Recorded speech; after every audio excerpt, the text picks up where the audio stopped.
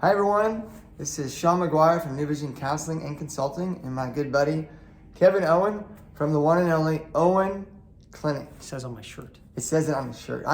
Mine's actually on, but it's invisible ink, so it didn't work. But his is not, so you can see it easily. Well, today we wanted to talk about this TikTok rage and how it's affecting mostly, really it affects all of us, but girls in particular, right? Isn't it really having a massive impact on the way girls experience TikTok and what it does to their brains, their bodies, their identity? And anxiety and strange things. You're right. TikTok is an interesting thing along with all the other social medias, but TikTok specifically right now, it's amusing and it's entertaining and you can do it for hours. I have clients who come to see me and while their parents are waiting on them, or their parents that are seeing me and while their kids are waiting on me, they're out scrolling through TikTok because the 60-second videos are way better than the 10-minute one I'm about to make. The problem is we're seeing such an incredible spike in anxiety because TikTok is normalizing some things that should not be normalized. Yes, anxiety is normal, but should it be glorified? Should it be praised? Are you aware what your kids are seeing on the TikTok videos? Hashtag KMS is a thing. Parents, that means hashtag kill myself. They're going through various ways of how to do it or how to threaten it or what to do with it. I had TikTok for a couple of minutes. And the problem is you get it and it gives you an auto feed of these videos. So you scroll up and because people kept sending me these funny dog videos, but what I had was like ridiculous, like scantily clad, like young people. Like A, parents, watch what your kids are putting on the TikTok, and B, that's becoming the norm. I don't have to wear clothes because if I don't wear many clothes, then I'm going to get a lot of likes. A lot more views. And the standard here is usually not the normal sized people. So all of those not normal sized people are seeing all of these small people going, well, I'm fat and hideous. And then it's just so toxic and dangerous. You know, when we grew up, we only had the people in our high schools and our communities to compare ourselves with, and the movie stars and TVs. But today, our kids, and even us, if we're not careful, are comparing themselves to the world. And not just the world, but the people that are primed, that are getting the most views, that do these outrageous things. You know, we were talking about before we started that they're holding up these bracelets of how many times they've been hospitalized for their issues. And something that when I grew up with, people were ashamed about, which I don't think you should be ashamed either. If you need help, you need to get it. And that's courage. But don't brag about the help that you get. Don't brag about the fact that you need this much help. Brag about that you're the champion that's getting it and walking through, and invite people to the spaces that are healthy, that are good. And I think it's really sad that you're talking about these little girls that, man, they're just little girls. They're just growing into women. And we have so much about the identity of women and valuing women in these commercials, and people say so much. But in reality, if you look at the social media and a lot of these ads, it's degrading women in ways that they're prostituting their looks and their bodies instead of people getting to know their identity and their value. And if that's what you're teaching, if that's what these kids are doing, can you imagine the relationships that they're going to have and why people would seek them out and what they believe about themselves they're putting online for so many people to watch, that they're going to think that's where their value lies.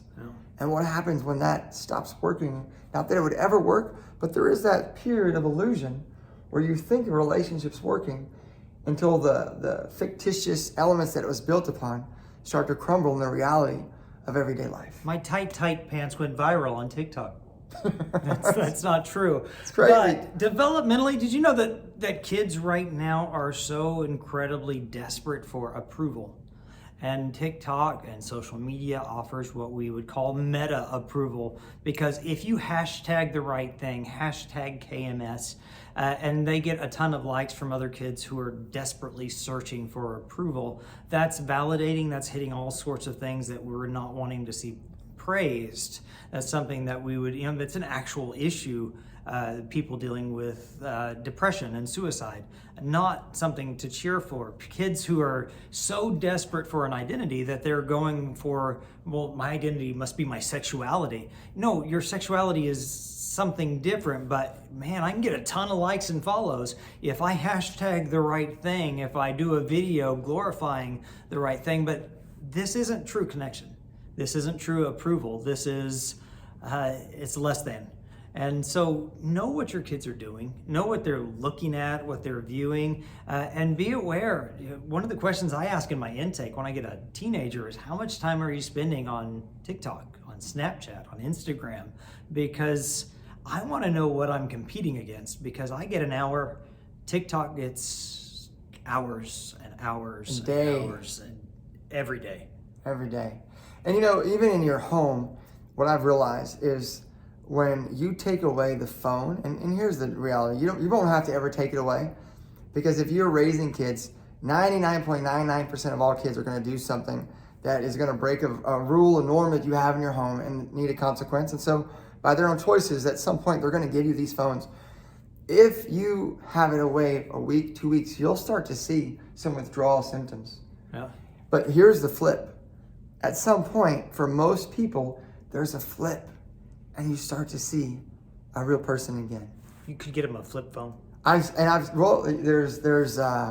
all these different things they have now. I totally am blanking on the name of it, but if you really think about it, like you'll see the difference. And when kids come in with depression, teenagers, that's one of the first questions I ask, or anxiety, is how much time social media? What exact feeds are you on? What are the posters in your room? What are you looking at? Do you put your windows up? Do you leave or your shades up? Do you leave them down?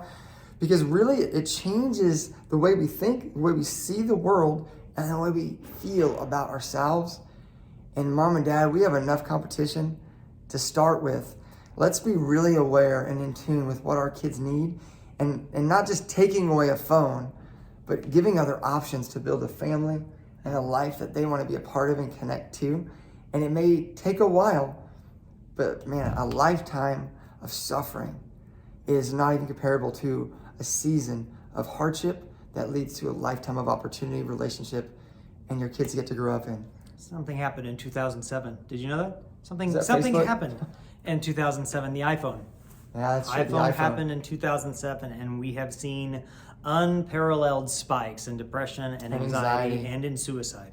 Mm-hmm. This is interesting. Check the contaminant. What goes in comes out. And if we put in a lot, then a lot comes out.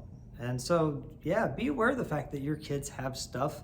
At this moment, countless teenagers are unsubscribing from this YouTube channel, which is another avenue that kids are learning about life, know what they're seeing. That's right. And hey, if you need any help, we've got New Vision Counseling Consulting and the Owen Clinic. Sell my shirt. See your shirt. And we would love to partner with you in any way that we can support you. Just imparting one app that you might check out is Bark, B-A-R-K. Have you heard of this?